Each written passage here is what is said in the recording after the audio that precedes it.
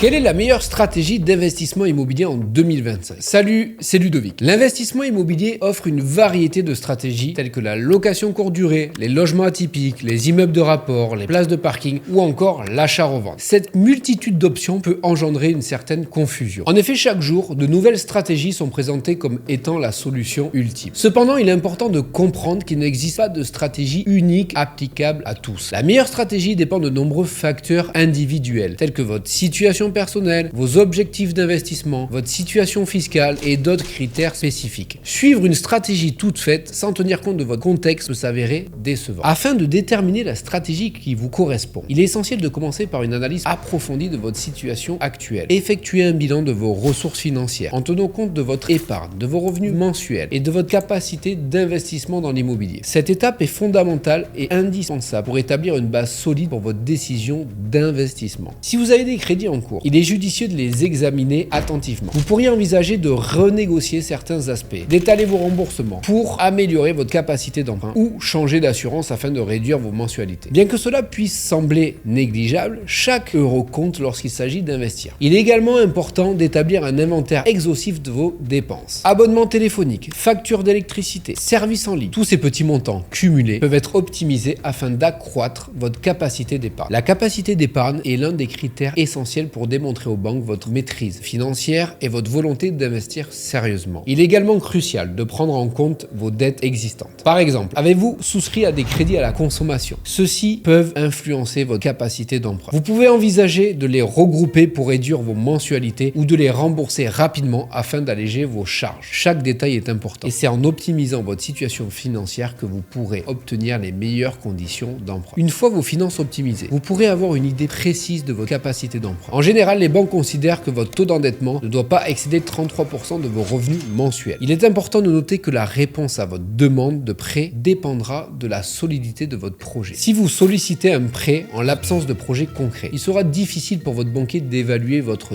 demande. En revanche, si vous présentez un projet bien structuré, accompagné d'estimations de valeur locative réalisées par des agences immobilières et d'une stratégie claire, la situation sera bien différente. Lors de prise de rendez-vous avec votre banquier, il est primordial d'être préparé. Préparez des documents pertinents, tels que des estimations de revenus locatifs, un business plan solide et des éléments prouvant que vous avez effectué des recherches approfondies sur le marché local. Cette démarche démontre non seulement votre sérieux, mais permet également aux banquiers de mieux appréhender le potentiel de votre projet. Les banques accordent des prêts aux investisseurs bien préparés. Il est important de rappeler que leur priorité est de minimiser les risques. En démontrant que vous avez réfléchi à chaque aspect de votre investissement, en anticipant les imprévus, type vacances locatives, travaux imprévus, etc., vous augmenterez vos chances d'obtenir un financement à des conditions avantageuses. Prenons un exemple concret. Supposons que vous avez identifié un immeuble composé de 4 appartements, chacun pouvant être loué 500 € par mois. Cela représente des revenus locatifs potentiels de 2000 €. Si vous devez rembourser un crédit de 1000 € par mois, vous disposerez d'une marge de 1000 €, ce qui améliorera votre capacité d'endettement. Même si les appartements ne sont pas encore loués, la banque pourra prendre en compte ces estimations locatives pour calculer votre taux d'endettement. Ce détail peut s'avérer déterminant entre un projet refusé et un projet accepté. Afin de constituer un dossier solide, il est recommandé d'obtenir des estimations de valeur locative auprès d'au moins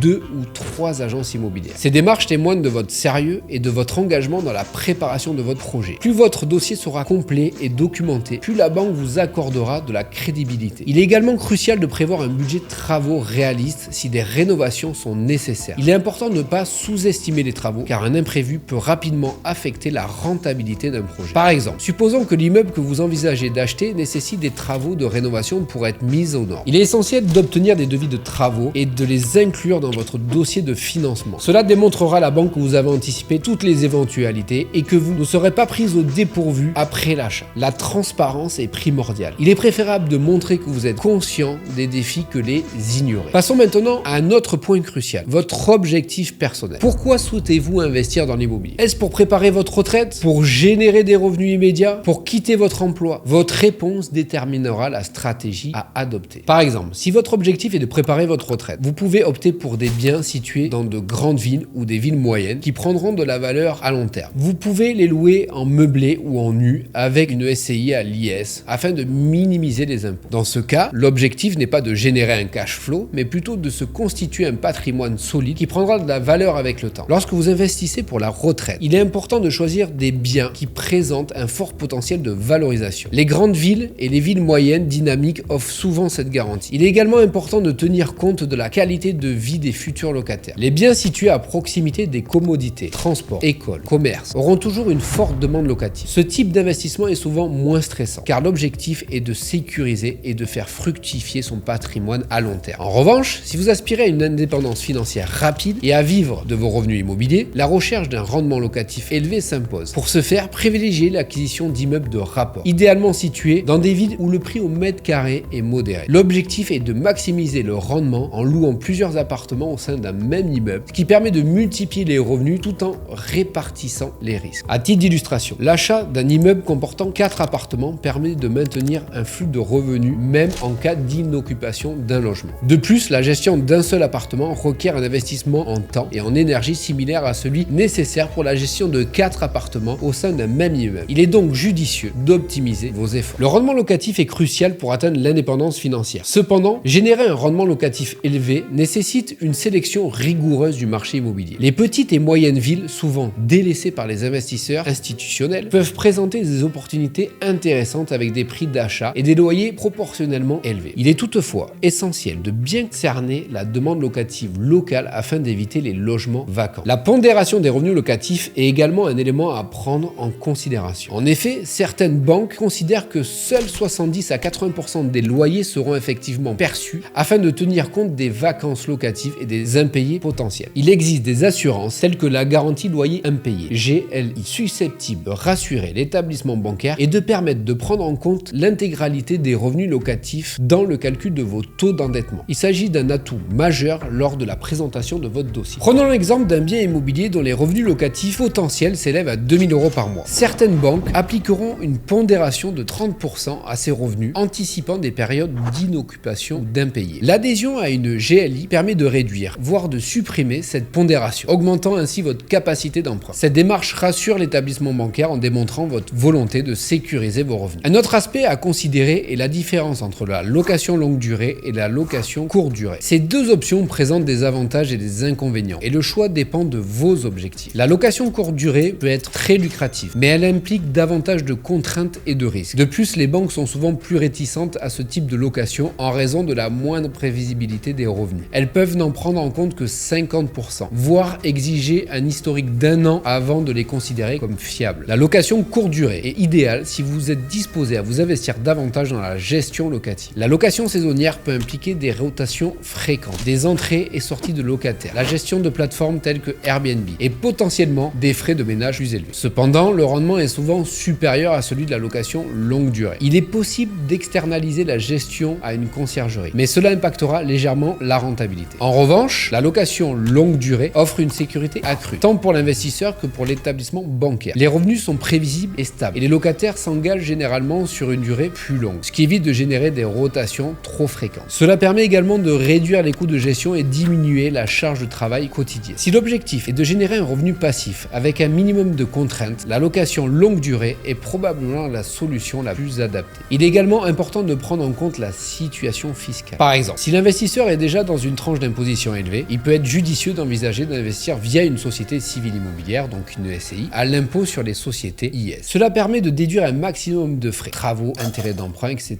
et de réduire l'impôt sur les revenus locatifs. Cependant, il existe un inconvénient, la double imposition. Si l'investisseur souhaite retirer des fonds de la SCI pour son usage personnel, il devra s'acquitter de l'impôt sur les sociétés, puis de la flat tax de 30%. Il s'agit donc d'une stratégie intéressante, notamment pour les investisseurs ayant une vision à long terme et ne prévoyant pas de retirer immédiatement les revenus. La fiscalité est un aspect souvent négligé par de nombreux investisseurs, qui peut s'avérer préjudiciable. En investissant en nom propre, vous êtes assujetti à l'impôt sur le revenu, lequel peut rapidement augmenter si vous disposez d'autres sources de revenus. En revanche, la création d'une SCI, Société Civile Immobilière, à l'impôt sur les sociétés, donc IS, permet d'amortir vos biens, réduisant ainsi considérablement la base imposable. Cependant, cette option implique une gestion plus complexe, nécessitant souvent le recours d'un expert comptable. Ensuite, il y a le statut de loueur meublé non professionnel, LMNP, présente également un intérêt certain pour ceux qui souhaitent générer un rendement locatif tout en bénéficiant d'une fiscalité avantageuse. Le statut LMNP permet d'amortir la valeur du bien et des meubles, réduisant ainsi fortement les revenus imposables. Il s'agit souvent de la meilleure option pour les investisseurs débutants souhaitant se familiariser avec l'immobilier immobilier locatif sans avoir à recourir à des structures juridiques complexes telles que les SCI. En revanche, une SCI à l'IS est plus adaptée aux investisseurs ayant une vision de croissance à long terme, avec l'objectif d'accumuler plusieurs biens et de constituer un patrimoine familial. Cette structure permet également de mieux préparer la transmission de ce patrimoine aux héritiers, avec des possibilités d'optimisation fiscale lors de la donation. Je vais te partager une anecdote pour illustrer ce propos. Un ami à moi, footballeur, souhaitait louer une maison en location nue. Le problème résidait dans le fait qu'étant assujetti à une tranche d'imposition élevée, il devait s'acquitter d'impôts considérables sur les loyers perçus. Après discussion avec lui, je lui ai conseillé soit de meubler le bien afin de bénéficier du régime LMNP, soit de le placer en SCI à l'IS afin d'optimiser sa fiscalité. Il a finalement opté pour la SCI, ce qui lui a permis de réduire considérablement ses impôts. Cela démontre que la stratégie optimale dépend de la situation et les objectifs de chacun. Il est important de rappeler que chaque situation est vraiment unique. Pour mon ami, l'enjeu principal était de réduire sa charge fiscale, ses revenus étant déjà très élevés. Pour d'autres, l'objectif pourrait être différent. Générer un flux de trésorerie immédiat, préparer une transmission ou simplement diversifier ses sources de revenus. C'est pourquoi il est primordial de définir clairement ses priorités avant de choisir une structure d'investissement. En conclusion, il n'existe pas de solution universelle. La meilleure stratégie est celle qui répond à vos besoins, qui s'adapte à vos objectifs personnels, à votre situation financière et fiscale, ainsi qu'à votre tolérance au risque. Avant d'entamer un projet immobilier, il est essentiel d'explorer toutes les possibilités disponibles. Location longue durée, location courte durée, immeuble de rapport, colocation, location commerciaux, achat-revente. Une fois que vous aurez une vision globale, vous pourrez sélectionner l'option la plus adaptée à vos besoins. Supposons que vous souhaitez diversifier vos stratégies d'investissement. Vous pourriez par exemple, si vous souhaitez faire du locatif, commencer par l'acquisition d'un petit appartement en location meublée afin de vous familiariser avec le marché immobilier. Cela vous permettra d'appréhender la gestion locative, la relation avec les locataires et les différents aspects fiscaux. Une fois que vous serez à l'aise avec ce premier investissement, vous pourriez envisager l'achat d'un immeuble de rapport pour augmenter votre rendement. Parallèlement, investir dans une place de parking pourrait également constituer une option intéressante car il s'agit d'un investissement souvent moins onéreux mais qui peut générer un rendement intéressant. L'objectif est de ne pas concentrer vos investissements dans un seul domaine. La diversification permet de réduire les risques et d'explorer différentes méthodes pour générer des revenus passifs. Pour conclure, il est important de rappeler que l'investissement immobilier est un parcours unique pour chaque investisseur. Il n'existe pas de solution universelle applicable à tous. Chaque investisseur possède une situation, des objectifs et des capacités qui lui sont propres. L'essentiel est de bien se connaître, de comprendre ses priorités et de prendre des décisions éclairées. Que vous souhaitiez réaliser des opérations d'achat-revente, investir pour préparer votre retraite, générer un rendement immédiat ou encore transmettre un patrimoine à vos enfants, il est crucial